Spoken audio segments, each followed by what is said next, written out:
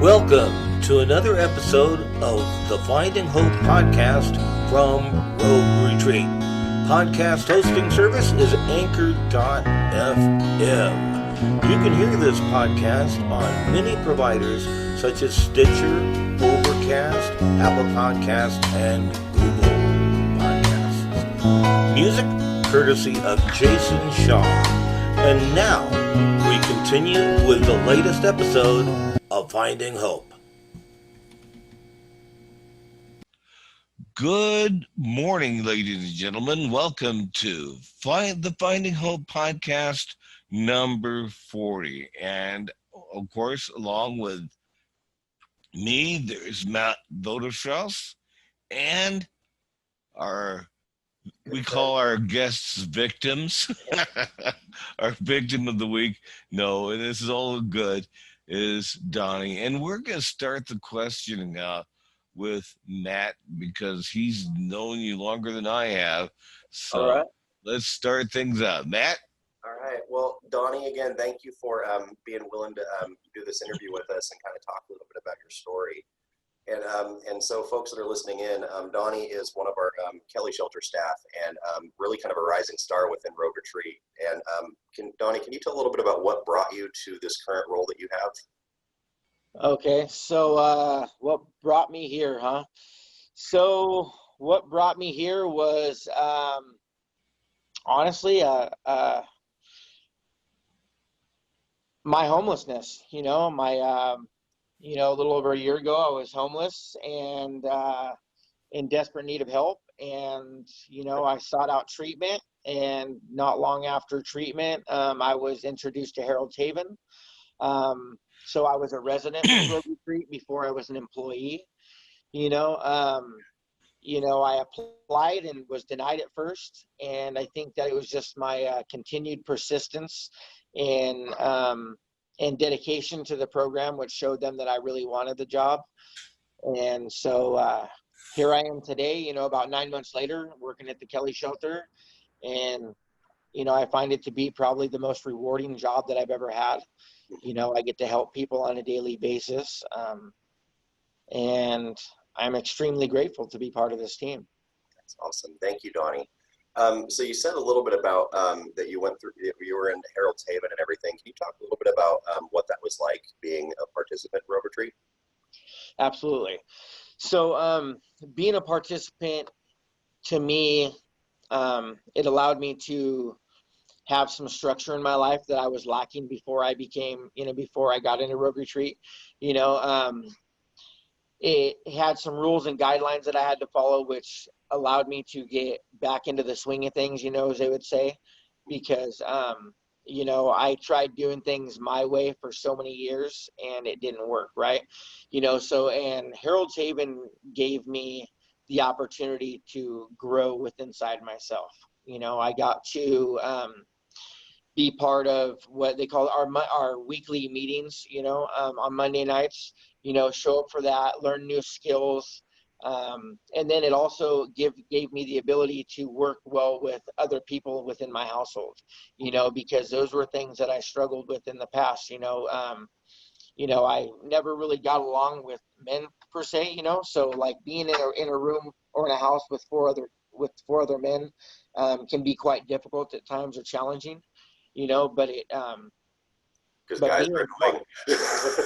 I get that. we all have our own ways of doing things, and but like I said, being able to work alongside them, and work together, it helped me, because it, like I said, in the areas that I may have been lacking or someone else may have been lacking, we always kind of like pulled each other up and held each other accountable, because that's really what Harold's Haven to me is about accountability. You know what I mean?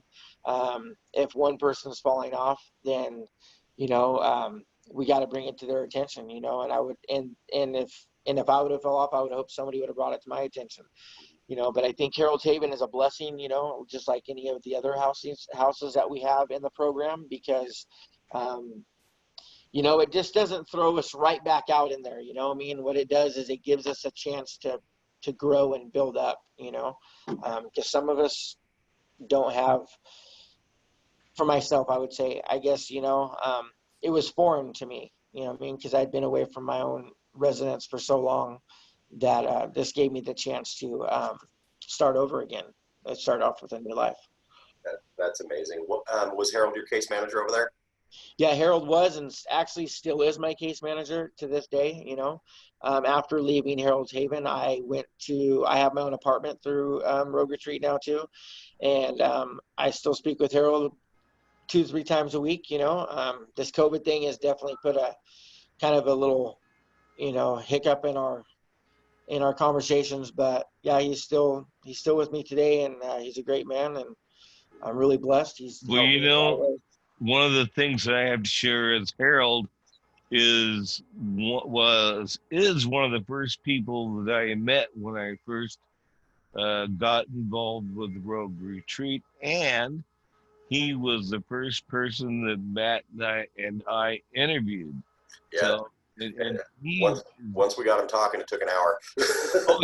oh yeah, and but it also took us 2 shots to interview. We had some technical issues. Okay, Stan has some technical issues. I don't blame others when it's me. Okay. It's all right. It is okay. And so, Donnie, so what was it like kind of developing that relationship with Harold? Did that kind of impact how you're now working? Did that impact kind of the way that you're now interacting with shelter guests in terms of what you learned from him?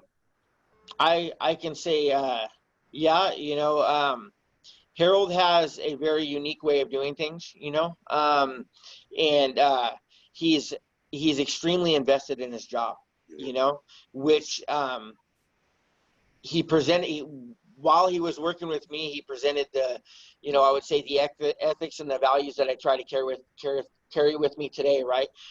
Because I can see how committed he is to helping people, and it's not necessarily about what he gets out of it. It's the reward is seeing what his participants get out of it. You know what I mean? Mm-hmm. And so with that, I do my best to be as involved with the guests here as he is with me, because every week I would go in there and see him, and it wasn't like, oh, well, it's okay if you weren't to get to this, or, I mean, he would always push me and make me strive to be a better person. He had me set goals. I met him. I just wanted to be the best participant I could be, and that's what I hope from the people here at the shelter is, I just want them to be the best that they can be, and I think that being supportive and helping guide them in the right direction, like Harold did for me, is going to be their best line of success. I mean, it's up to us as staff to be a shoulder for them when they need it, and Harold also helped me through a lot of, personal issues as well. It's not just about, what they want us to do for them. It's what they want us to do for ourselves, So when I was struggling with something, I knew I could always talk to Harold, and he would give me the best advice he could, and so far everything's been going well. So I'm extremely blessed. That's amazing.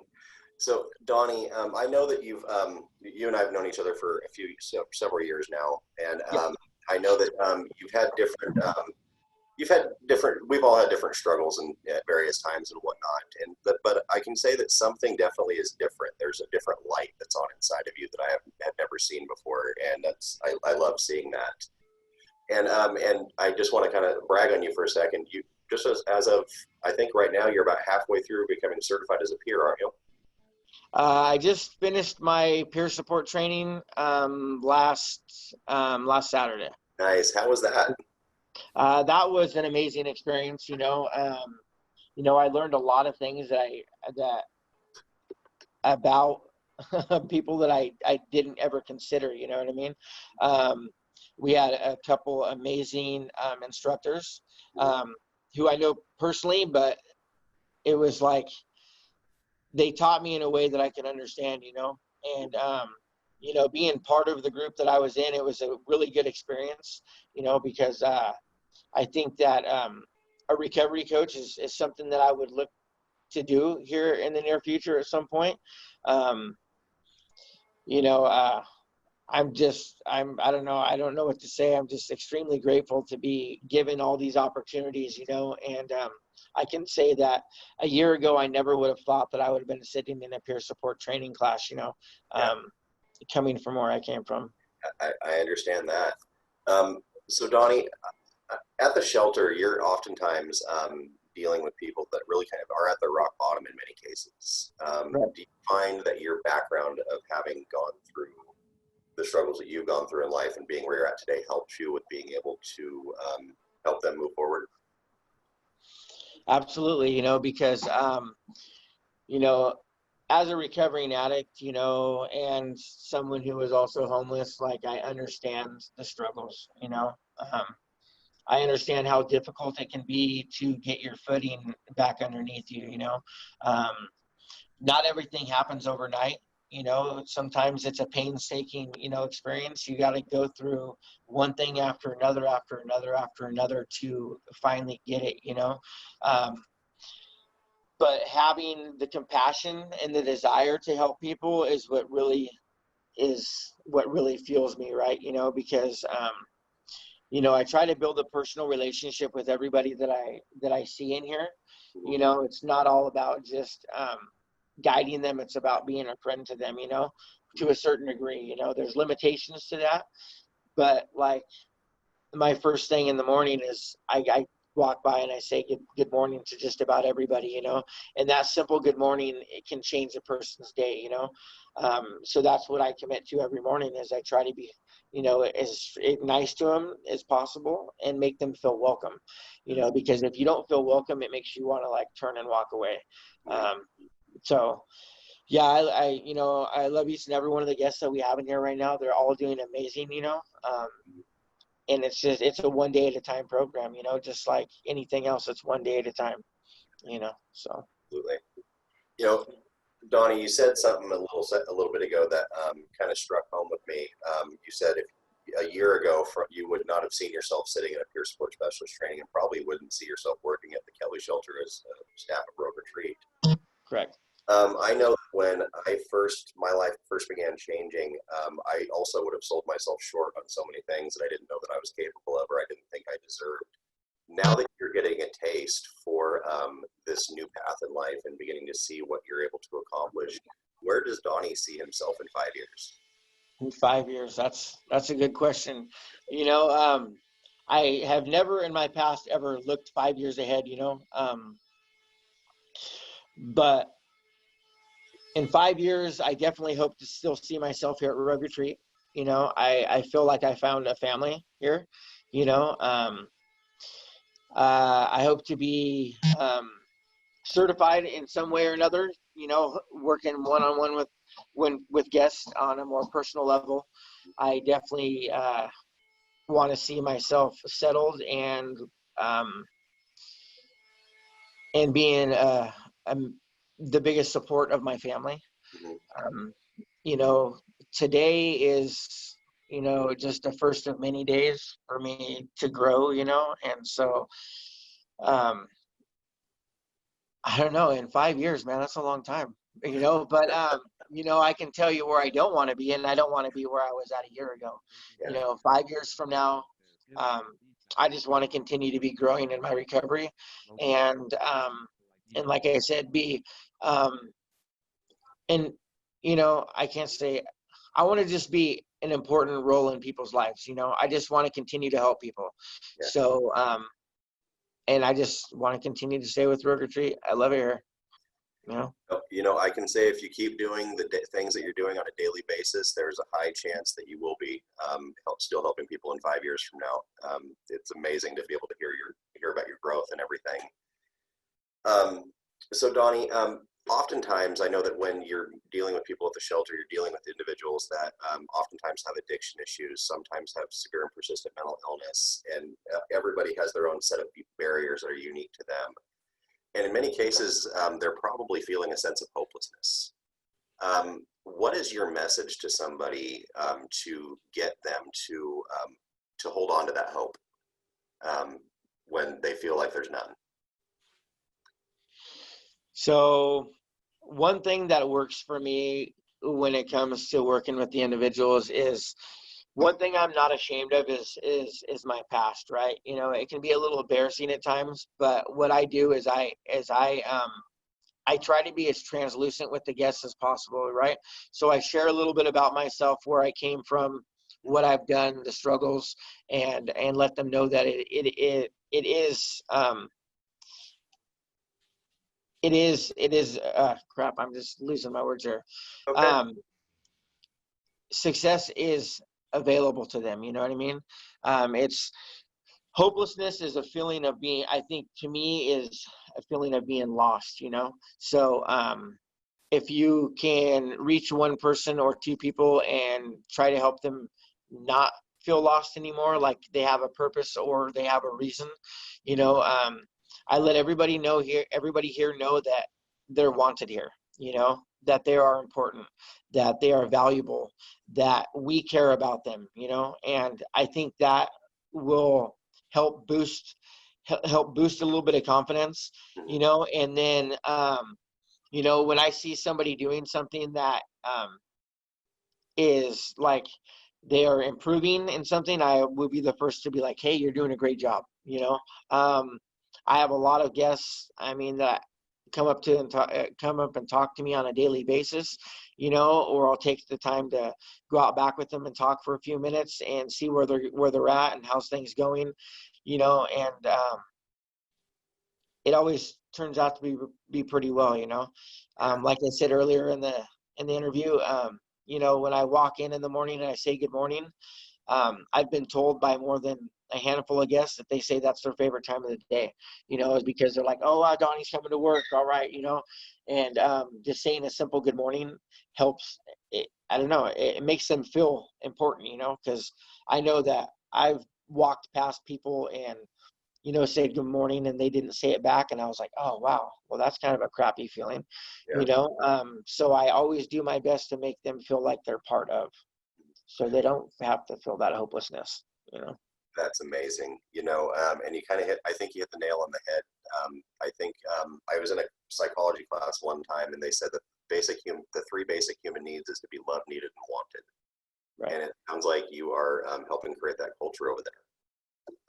And so, but for a lot of folks, we haven't talked about the Kelly Shelter in a little bit on the podcast. The Kelly Shelter is a 54-bed shelter facility that is kind of set up in a dormitory style. What's it been like going through COVID-19 over there? I know that we've had to put up partitions and clean the crap out of everything, basically. But what's it been like being in the shelter as the shelter is mobilized to combat COVID? Well, I would say that in the beginning it was quite challenging, with everybody having this fear of catching the COVID. You know, it was like um, people were really hesitant. You know, they didn't want to be right next to one another. But the thing is we as, as staff here and led by an amazing management team, like we found the solutions to the problems that we were having here, and we've always had the safety of the guests and of ourselves to be number one. Like I said, with the management, they had an idea, we followed it,